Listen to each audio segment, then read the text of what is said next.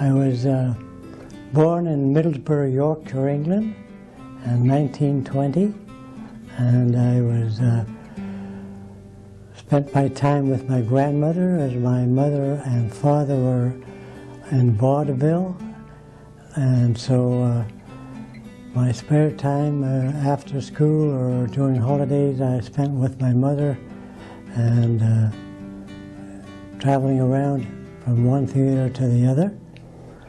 And then I came to Canada in 1928 with my mother's sister, who lived in Canada at that time. I had two sisters and they stayed in England with my grandmother.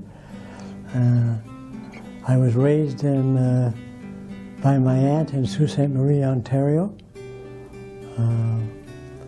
until the war broke out in 1939, and I joined the Air Force in 1941.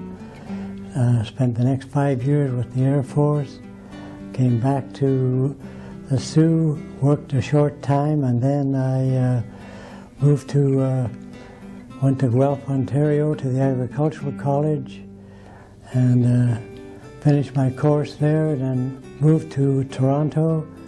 I worked in the dairy industry and eventually became an inspector with the federal government. I also went to England in 1955 and I became a manager of an ice cream factory in London, England. I made ice cream for the American Armed Forces and the P&O liners. Traveled back and forth to Australia and South Africa.